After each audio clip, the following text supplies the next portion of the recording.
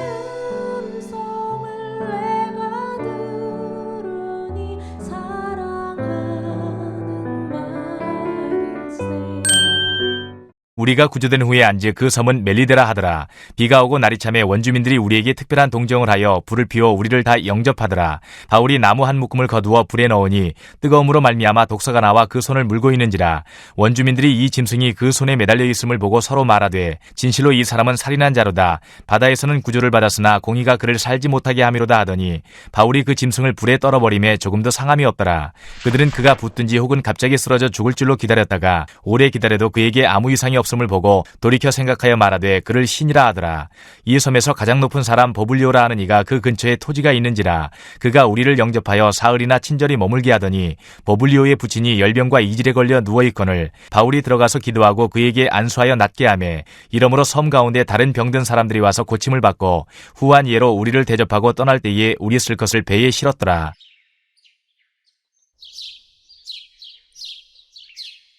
오늘은 사도행전 28장 1절에서 10절을 통해서 풍파와 순탄 사이라는 제목으로 은혜를 나누겠습니다.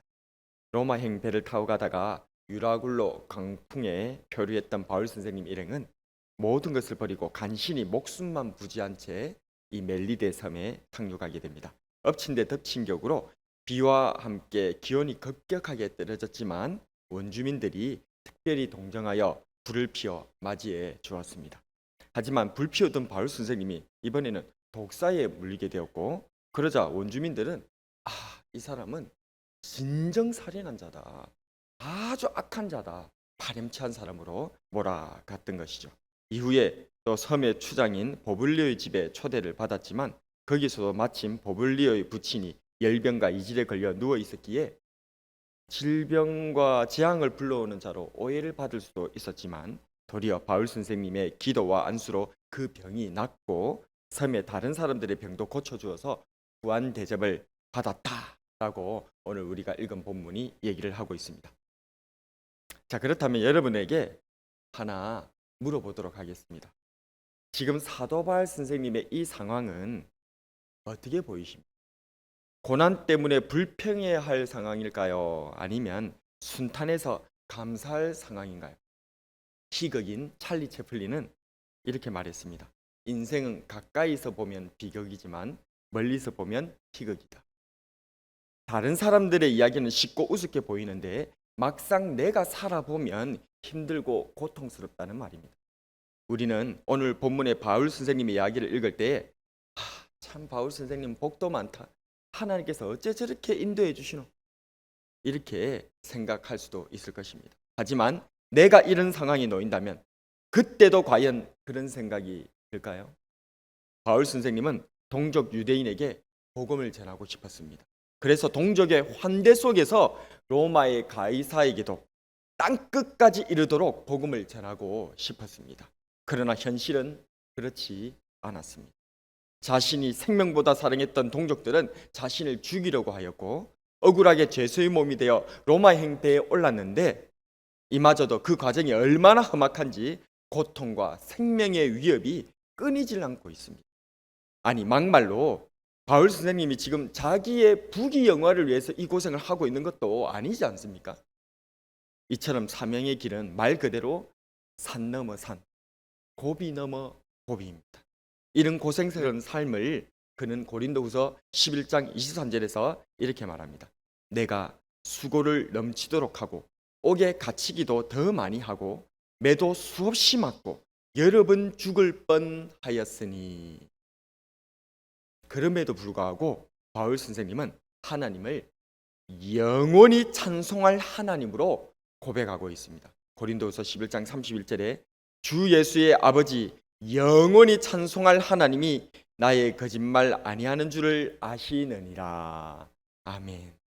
또한 감옥에 갇힌 상황에서도 우리에게 그 유명한 항상 기뻐하라, 쉬지 말고 기도하라, 범사에 감사하라 라고 당부했던 사람이 바로 사도 바울 선생님입니다. 데살로니가전서 5장 16절에 18절에 항상 기뻐하라, 쉬지 말고 기도하라, 범사에 감사하라. 이것이 그리스도 예수 안에서 너희를 향하신 하나님의 뜻이니라. 아멘. 어떻게 사도 바울 선생님은 이렇게 감사할 수 있었던 것일까요? 어떻게 흔들리지 않고 이처럼 사명을 감당할 수 있었던 것일까요?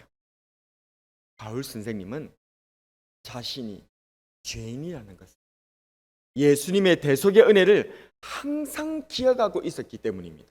디모데전서 1장 15절에 보면 미쁘다 모든 사람이 받을 만한 이 말이여 그리스도 예수께서 죄인을 구원하시려고 세상에 임하셨다 하였도다. 죄인 중에 내가 개순이라.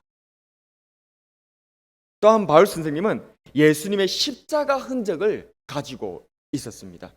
갈라디아서 6장 14절과 17절에 보면 그러나 내게는 우리 주 예수 그리스도의 십자가 외에 결코 자랑할 것이 없으니 그리스도로 말미암아 세상이 나를 대하여 십자가에 못 박히고 내가 또한 세상을 대하여 그러하니라. 이후로는 누구든지 나를 괴롭게 하지 말라. 내가 내 몸에 예수의 흔적을 지니고 있노라. 아멘. 그렇습니다. 하나님께 받은 은혜, 십자가의 그 은혜에 감격하여서 사명과 감사의 삶을 살아갈 수가 있었던 것입니다. 여러분들은 어떻습니까? 내 평생에 가는 길 순탄하십니까? 늘 잔잔해서 강 같으십니까? 아니면 큰 풍파로 어려우십니까? 예수님을 생각합시다. 주님의 십자가를 바라봅시다. 주님의 크신 은혜를 기억할 때에 예수님의 십자가가 내 가슴 속에 살아 숨쉴 때에 우리는 끝까지 사명을 붙잡고 감사하게 될 줄로 믿습니다. 내 안에 내가 버린 십자가를 다시 붙들고 사명과 감사를 회복하는 저와 여러분이 되길 주님의 이름으로 축복합니다. 오늘의 한 줄 설교 요약, 십자가 은혜 가슴에 품고 사명과 감사로 살아가자.